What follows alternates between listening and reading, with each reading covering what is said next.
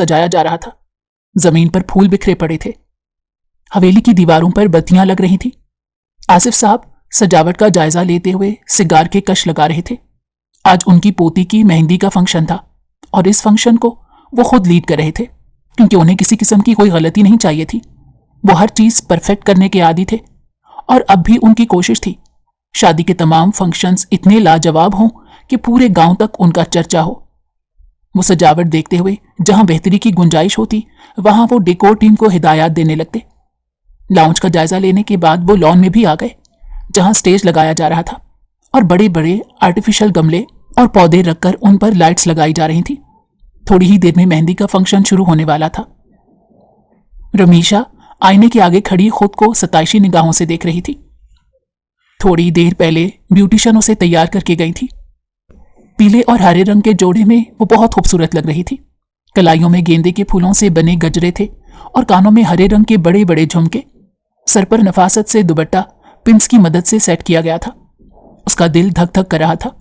वो बहुत उदास महसूस कर रही थी और दिल में बेचैनी सी थी। अपनी कैफियत वो खुद भी समझने से कासिर थी कि आया वो इस शादी से खुश थी या नहीं। रेहान शाह उसका मंगेतर उसे पसंद नहीं था। इस शख्स से उसे कभी अच्छी फीलिंग्स नहीं आई थी, मगर दादा जान की मर्जी से उसका रिश्ता रेहान शाह से तय हुआ था, सो उसने उनकी रजा पर सर तस्लीमें खम कर लिया। थोड़ी ही देर में मेहमान आना शुरू हो गए थे और उसे स्टेज पर बिठा दिया गया। कुछ ही देर बाद मेहंदी की रस्में शुरू हुई। मेहमान बारी बारी नोट उसके सर से वार कर उसके हाथ पर रखते और उसे मिठाई का टुकड़ा खिलाते। रेहान शाह पीले रंग की शलवार कमीज में मलबूस था। जब वो स्टेज पर आकर बैठा तो उसके इस कदर नजदीक आने पर जमीशा को अजीब सा एहसास होने लगा। उसके करीब आकर बैठने पर वो गैर आरामदेह महसूस करने लगी। रेहान के चेहरे के तासुरात सर्द थे। थोड़ी देर बाद वो खुद स्टेज से उठकर चला गया तो जमीशा को महसूस हुआ गोया उसकी सांस में सांस आई है। उसने गहरा सांस लिया। वो काफी थका हुआ महसूस कर रही थी। अचानक उसे अपने ऊपर किसी की निगाहों की तपिश महसूस हुई तो उसने सर उठाकर देखा। दूर आलम शाह खड़ा था, जो गमलों में लगी लाइट्स दुरुस्त कर रहा था, और उसने बेसाख्ता सजी संवरी रमीशा को देखा तो उसके दिल की धड़कनें तेज हो गई।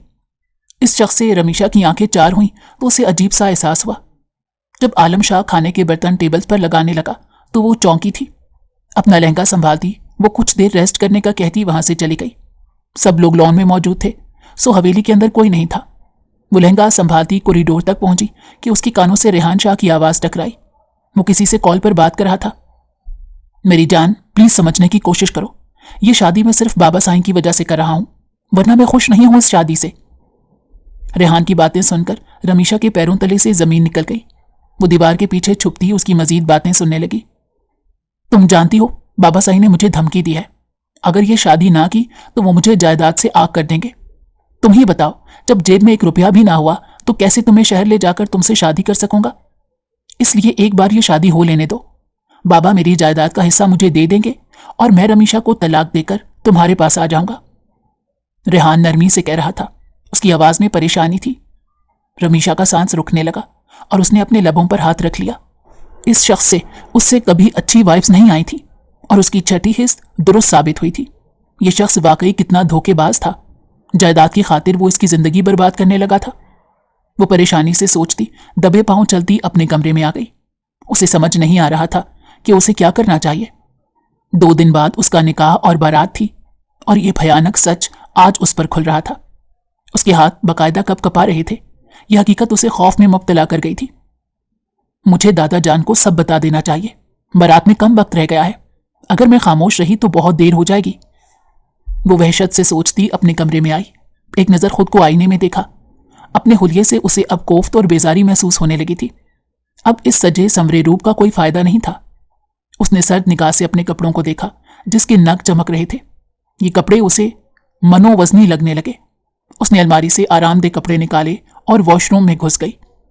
कपड़े तब्दील करने के बाद उसे लगा जैसे सारा बोझ उसके ऊपर से हट गया है, मगर वो नहीं जानती थी वो बोझ तो उस पर अभी मजीद पड़ना था। उसने हाथ मुंह धोया, अपना मेकअप उतारा और ज्वेलरी उतार कर अपने बालों का हेयर स्टाइल खोलकर जूड़ा बना लिया। इतने में कमरे का दरवाजा खुला और फहमीदा बेगम कमरे में दाखिल हुई। उसे सादा से हुलिया में देखकर हैरत ज़दा रह गई। रमीशा, तुमने कपड़े क्यों चेंज कर लिए और ये मेकअप और जेवर क्यों उतारे?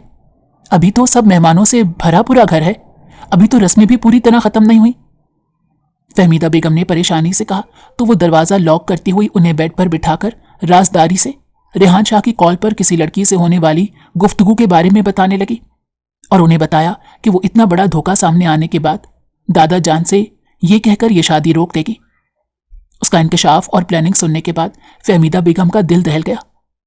अल्लाह रहम करे, ये क्या कह रही हो तुम? तुम्हारे दादा जान तो कभी भी ये शादी नहीं रोकेंगे, आखिर उनकी इज्जत का सवाल है। घर में मेहमान हैं, खानदान वाले बातें बनाएंगे, बदनामी होगी। तुम खामोश हो जाओ रमीशा, जैसा रेहान कह रहा है वैसा कुछ नहीं होगा। खामोशी से इज्जत से ये शादी करो, बात की बाद में देखी जाएगी। फहमीदा बेगम उल्टा उसे समझाने लगी क्योंकि हवेली के लोगों को अपनी इज्जतें ज्यादा अजीज थी। रमीशा नम आंखों से उन्हें देखने लगी। उसे अपनी मां से ऐसी तवक्को हरगिज नहीं थी कि वो उसका साथ देने की बजाय घर के मर्दों की इज्जत के आगे अपनी बेटी की खुशी कुर्बान कर देंगी और उसे कमजोर जानने के बावजूद भेड़ियों के आगे डाल देंगी। रमीशा दिल ही दिल में सब्र की घूंट पीकर रह गई। ये बात तो तय थी कि वो दादा जान को हर सूरत इस मकार और चालाक रेहान की असलियत बताकर रहेगी। अपनी मां के आगे कुछ भी अपने दिफा में बोलना बेसूद था, इसीलिए वो खामोश हो गई। अम्मी, मेरा सर दर्द हो रहा है, मैं अब आराम करूंगी। प्लीज कोई मेरा पूछे तो कह दीजिएगा, आज के फंक्शन से थक गई हूं, इसीलिए आराम कर रही हूं। वो कंबल ओढ़ती लेट गई। फहमीदा बेगम उसे आराम करने की और दादा जान के आगे खामोश रहने की तलकीन करती कमरे से चली गई, जबकि वो आंखें मूंदती रात का इंतजार करने लगी ताकि दादा जान को सच बता सके। तकरीब खत्म हो चुकी थी। मेहमान अपने अपने घरों को चले गए थे और कुछ मेहमान हवेली में ठहर गए थे। मौका पाकर वो दबे पांव चलती दादा के कमरे में चली गई। इस वक्त वो फारिग बैठे थे, अलबत्ता उनके हाथ में वो सिगार था जिसे लबों से लगाया हुआ था। दादा जान, वो मुझे आपसे बात करनी है, रेहान के बारे में। वो सर पर दुपट्टा दुरुस्त करती उनके सामने आकर बैठ गई। उसकी निगाहें खुद ब खुद झुक गई थी। इस घर में आसिफ साहब का बहुत रोब था। घर के अफराद उनके आगे अपने दिल की बात करने से भी कतराते थे कि कहीं उन्हें कुछ नागवार ना लग जाए और उन्हें इश्ताल ना आ जाए। बोलो, क्या बात करनी है बच्चे? आसिफ साहब चौकन्ना हो गए और उसकी बात बगौर सुनने लगे। आलम शाह चाय का कप प्लेट में रखता आसिफ साहब को देने उनके कमरे की तरफ आ रहा था जब अंदर से आने वाली बातों की आवाज पर उसके कदम रुक गए और वो ना चाहते हुए भी अंदर की बातें सुनने लगा। दादा जान, वो ये शादी धोखे से कर रहे हैं, सिर्फ जायदाद की खातिर। आप ये शादी रुकवा दें दादा जान, रेहान इस लायक नहीं है।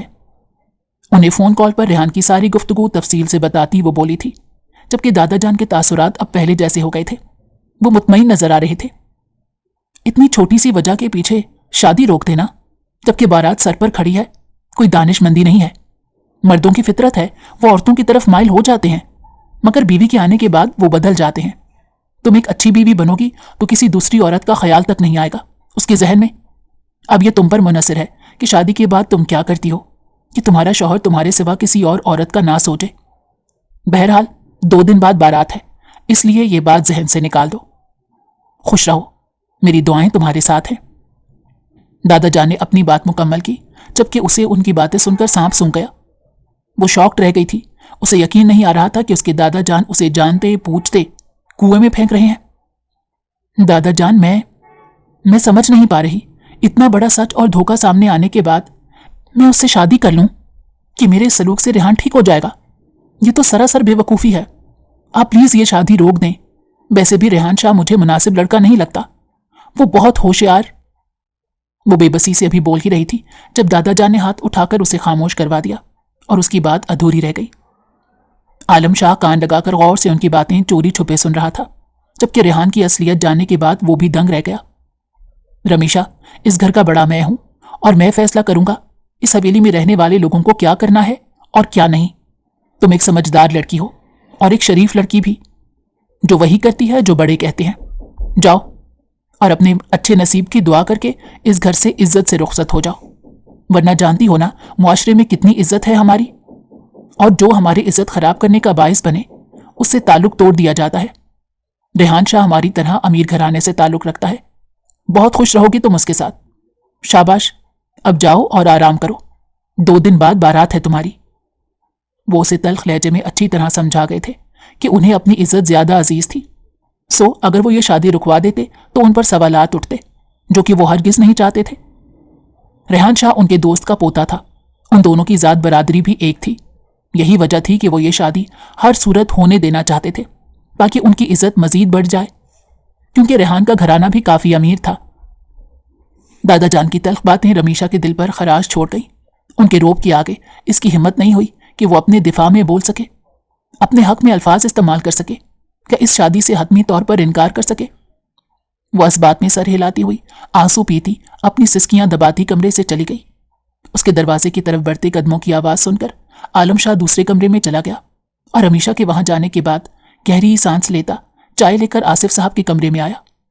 उन्हें चाय देने के बाद वो रमीशा की बातों को सोचता हुआ सर्वेंट क्वार्टर में आ गया। वो चारपाई पर लेट तो गया था मगर उसे नींद नहीं आ रही थी। वो करवट पर करवट बदल रहा था मगर नींद का दूर दूर तक नामो निशान नहीं था। जहन में बार बार उस लड़की का ख्याल आ रहा था। न जाने क्यों वो लड़की आजकल इसके हवासों पर कुछ ज्यादा ही छा रही थी। वो जानता था उस लड़की के साथ वाकई बहुत गलत होने जा रहा है। आसिफ साहब रमीशा को आंखों देखी मक्खी निगलने को कह रहे थे। वो पिछले 3 माह से हवेली मुलाजिम की हैसियत से रह रहा था और इन 3 माह में उसे रमीशा की तरफ झुकाव महसूस हो रहा था। वो जितना भी उसका ख्याल जहन से झटकता वो बार बार पहले से कहीं ज्यादा शिद्दत से उसके ख्यालों में जलवा अफरोज होती। वो सर थाम कर रह गया। जब उसे रमीशा की शादी की खबर मिली तो उसे अनजाना सा दर्द अपने दिल में महसूस हुआ था, मगर वो यूं रद्द अमल देने लगा जैसे उसे कोई फर्क नहीं पड़ता। 1 माह पहले ही रेहान शाह का रिश्ता आया था और आसिफ साहब ने 1 माह के अंदर अंदर उसकी शादी का फैसला कर लिया था। उस पल आलम शाह को यूं महसूस हुआ जैसे उसका दिल किसी ने मुट्ठी में भेज लिया है। उसके नादान दिल ने ख्वाहिश की कि काश रेहान शाह की जगह वो होता। वो काफी उदास महसूस कर रहा था, मगर फिर उसे इस हवेली में आने का मकसद याद आ गया। वो यहाँ प्यार मोहब्बत के चक्कर में पड़ने नहीं आया था, बल्कि वो इंसाफ करने और दुश्मनों से इंतकाम लेने आया था। उसने फौरी तौर पर खुद को अपने काम में मसरूफ कर लिया, मगर अब अचानक उसे रेहान जैसे धोखेबाज शख्स की हकीकत सामने आने के बाद रमीशा के लिए बुरा लग रहा था। वो उसके हक में बोलना चाहता था, उसकी शादी रोक देना चाहता था, मगर ये उसके बस में नहीं था। वो यहाँ एक मुलाजिम की हैसियत से रहता था। भला एक मुलाजिम की बात कौन सुनता? आसिफ साहब जैसे मगरूर आदमी तो किसी की बात को खातिर में नहीं लाते थे। वो कहाँ इस मामूली मुलाजिम की बात सुनते? वो बेबसी से सर झटक कर रह गया। वो कमरे में आती दरवाजा लॉक करके बिस्तर पर गिर गई और फूट फूट कर रोने लगी। उसे ये तवक्को हरगिज नहीं थी कि दादा जान जानते पूछते उसे आग में धकेल देंगे। उन्होंने इसका साथ तक नहीं दिया था, ना रेहान से पूछ कूछ करने की हामी भरी थी। वो सिसक कर रोने लगी कि काश उसका बाप जिंदा होता तो शायद वो इसकी ढाल बन जाता, उसे इस जुल्म से बचा लेता।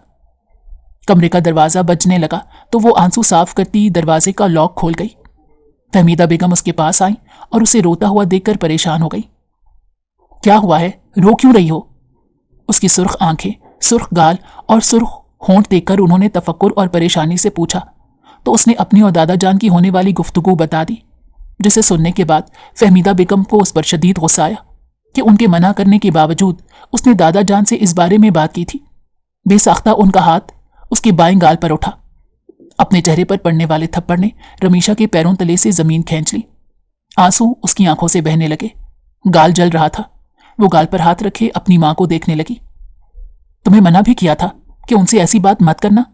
बेशर्मों की तरह तुमने मुंह फाड़कर उनके आगे शादी रोकने की बात कर दी। जानती हो ना तुम इस घर में किसका फैसला चलता है? क्या सोच रहे होंगे वो कि ये तरबियत की है मैंने तुम्हारी? बाकी खानदान की लड़कियों को देखो, आसिफ साहब की बात पर सर झुकाकर इज्जत से शादी कर ली और तुमने मेरी और अपनी इज्जत खराब कर दी। वो अपना सर थाम कर रह गई, जबकि रमीशा का दिल किया वो खुद को जान से ही मार डाले।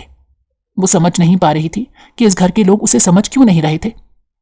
अम्मी मेरी बात सुने, देखिए मैं भी दादा जान की बात खुशी से मान लेती। जहां वो कहते खामोशी से बिना कोई सवाल या एतराज किए शादी कर लेती। लेकिन अम्मी रेहान अच्छा लड़का नहीं है, इसलिए मैं उससे शादी नहीं करना। वो सिसक कर बोल रही थी जब दरमियान में फहमीदा बेगम ने गुस्से में उसकी बात काट दी।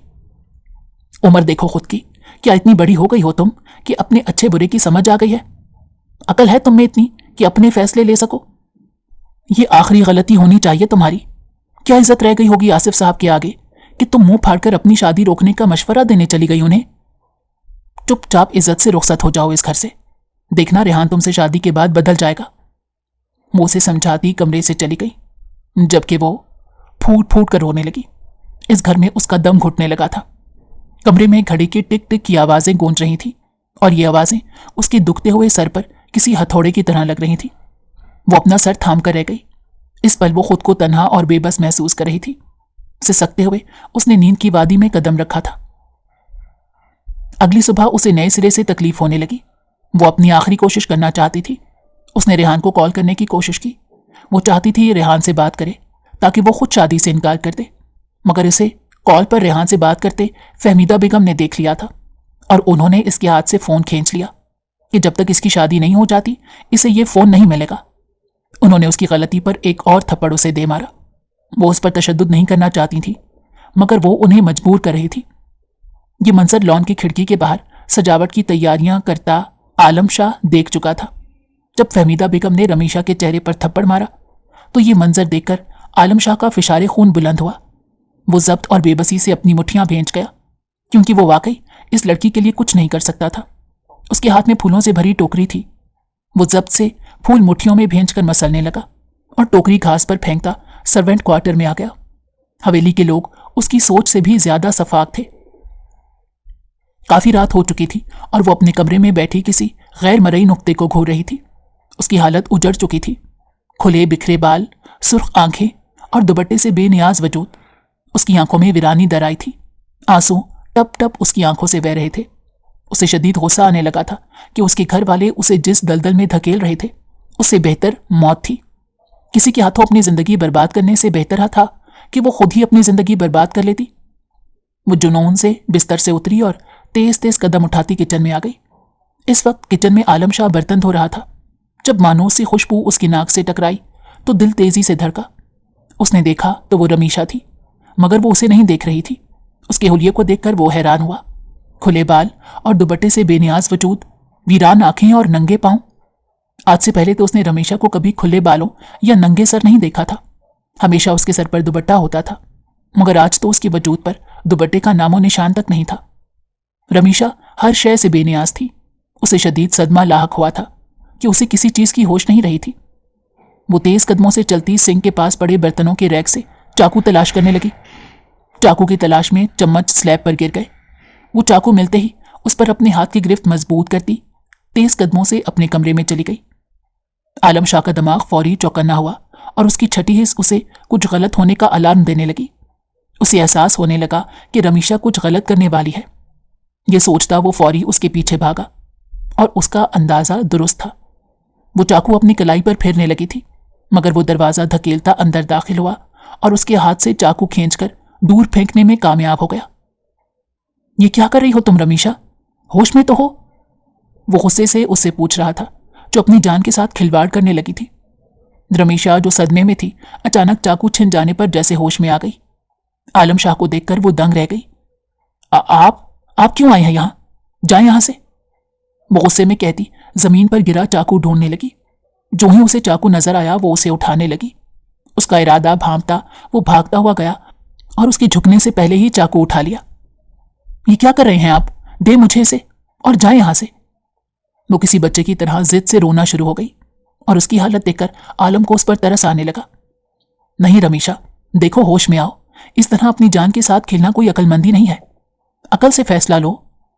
वो चाकू अपनी पैंट की जेब में डालता उसे शानों से पकड़कर झंझोड़ने लगा तो वो रोती हुई उसे देखने लगी। नहीं रहना मुझे जिंदा, मैं मरना चाहती हूं। पल पल मरने से बेहतर है एक ही बार खुद को खत्म कर लूं। वो रोते हुए कहती अचानक बेहोश हो गई। सुबह से उसने ना कुछ खाया पिया था, रंगत जर्द पड़ गई थी और ब्लड प्रेशर गिर गया था। इससे कबल कि वो जमीन बोस होती, आलम उसे बाहों में थाम गया। उसके खोते हवास देखकर वो परेशान हो गया। इसी असना में कमरे का दरवाजा खुला और आसिफ साहब कमरे में दाखिल हुए, मगर सामने का मंजर देखकर उनके होश उड़ गए। क्या कर रहे हो तुम इस कमरे में इसके साथ? वो गुस्से में कहते उसके करीब आए और उसका गिरेबान पकड़ने लगे। रमीशा बीबी बेहोश हो गई हैं। मैं कमरे में चाय का पूछने आया था, इनके लिए डॉक्टर बुलाएं। आलम की वजाहत पर उनके माथे पर चढ़ी तेवरी खत्म हुई, वरना वो उसे शक की नजरों से देख रहे थे। आलम शाह उनके खास मुलाजिम का बेटा था, इसलिए वो उस पर भरोसा कर गए। रमीशा की हालत देखकर उन्होंने फौरी फहमीदा बेगम को आवाज दी। डॉक्टर को बुला लिया गया, जिन्होंने चेकअप के बाद बताया कि ब्लड प्रेशर लो होने की वजह से वो बेहोश हुई थी। कोई खतरे की बात नहीं है। और ये सुनकर सबकी जान में जान आई। वो ठीक थी। ये जानने के बाद आलम शाह की सांस में जैसे सांस आई। फहमीदा बेगम ने उसे खाना खिलाया और उसके साथ कमरे में लेट गई। आलम शाह मुतमईन था कि अब ये लड़की माँ की मौजूदगी में कोई ऐसी वैसी हरकत नहीं कर सकेगी। सो वो गहरी सांस लेता कुछ सोचकर आसिफ साहब के पास आया। आसिफ साहब, आप रमीशा बीबी की बात मान लें। उनकी हालत देखें, वो कितनी परेशान है। आलम की बात सुनकर उन्होंने भवें उचकाई तो उसने बताया कि परसों जब वो चाय लेकर आ रहा था तो उन दोनों की बातें सुन चुका था। आसिफ साहब ने दोबारा तेवरी चढ़ाई। ये हमारा आपस का मामला है और मैं किसी मुलाजिम के मुंह से ये सुनने को नामाकूल समझता हूं कि वो अपने मालिक को मशवरा दे कि उसे क्या करना चाहिए। खामोशी से अपना काम करो और हमारे घरेलू मामलात से दूर रहो, वरना दूसरा मुलाजिम रखने में मुझे कोई अफसोस नहीं होगा। उसके हाथ से चाय का कप पकड़ते उन्होंने सख्ती से कहा तो वो निगाहें झुकाता अज़बात में सर हिलाकर कमरे से बाहर चला गया। आज उसकी बारात थी। हवेली में सब खुश थे सिवाय उसके। मेहमानों की आमद का सिलसिला भी शुरू हो चुका था। दोपहर को रमीशा अपनी कजन्स के साथ सैलून चली गई थी। उसकी पार्लर की बुकिंग न जाने कैसे कैंसिल हो गई थी और उसे दोबारा रीबुकिंग करवानी पड़ रही थी। उसकी कजन्स तैयार होना शुरू हो गई थी। जब उसकी बारी आई तो ड्राइवर उन्हें लेने आ गया। रमीशा ने ड्राइवर के साथ अपनी कजन्स को भेज दिया कि वो वापसी पर आलम शाह के साथ आ जाएगी, लिहाजा वो गाड़ी भिजवा दे। थोड़ी ही देर में आलम शाह भी आ गया। तब तक वो तैयार हो गई थी। उसने आईने में एक निगाह अपने उरूसी वजूद पर डाली और दिल ही दिल में तकलीफ से दुआ की कि काश उसकी ये शादी रुक जाए, मगर अब भला ऐसा कहाँ मुमकिन था। बारात सर पर खड़ी थी। वो आलम शाह के सामने लहंगा संभालती ऊंची हील्स के साथ एहतियात से मेकअप रूम से बाहर आई तो उसे देखकर आलम शाह मबहूत रह गया। उसे लगा आसपास कहीं जल तरंग से बंज उठे हों। उसे देखकर उसके शहर में खोसा गया। ये फिसों तब टूटा जब रमीशा ने उसे कहा, लिफ्ट से चलते हैं, मैं हील्स और लहंगे में अनकंफर्टेबल हूं, सीढ़ियां नहीं उतर पाऊंगी। वो लहंगा संभालती हुई बोली तो आलम शाह कुछ भी ना बोल सका। दिल ही दिल में शिद्दत से एक ख्वाहिश जागी कि काश ये लड़की उसकी दुल्हन होती तो वो खुद को दुनिया का सबसे खुश नसीब शख्स समझता, मगर वो ये नहीं जानता था उसकी इस ख्वाहिश पर कुन फरमा दिया गया था। वो उसे लिफ्ट के अंदर ले आया और ग्राउंड फ्लोर का बटन दबा दिया। अभी वो 2 फ्लोर लिफ्ट से नीचे आए थे कि अचानक लिफ्ट एक झटके से रुक गई। ये क्या हुआ आलम? वो परेशानी से पूछने लगी। आलम शाह बटन दबाने की कोशिश कर रहा था मगर लिफ्ट ना चल सकी। लगता है कोई मिकांगी खराबी हो गई है, इसलिए लिफ्ट नहीं चल रही। 1 मिनट में कुछ करता हूं। वो माथे पर आया पसीना साफ करता हुआ बोला और लिफ्ट का दरवाजा बजाने लगा। इसी दौरान 2 आदमी लिफ्ट के दरवाजे की बजती आवाज सुनकर आ गए। आलिम ने लिफ्ट के अंदर से बुलंद आवाज में उन्हें लिफ्ट के रुकने की परेशानी बताई। सैलून का अमला हरकत में आया और लिफ्ट खोलने की कोशिश होने लगी। रमीशा इस सूरत हाल से काफी घबरा गई थी। उसे अपना सांस रुकता हुआ महसूस होने लगा था। उसे तंग जगह से बहुत खौफ महसूस हो रहा था। आलम, लिफ्ट खुल जाएगी ना जल्दी, डर लग रहा है मुझे। वो अचानक खौफ से उसका हाथ पकड़ती पूछने लगी और उसके इस लम्स पर वो चौंका था। उसका दिल शिद्दत से धड़का था। हाँ, बस थोड़ी देर में खुल जाएगी, परेशान मत हो रमीशा। वो उसे तसल्ली देता हुआ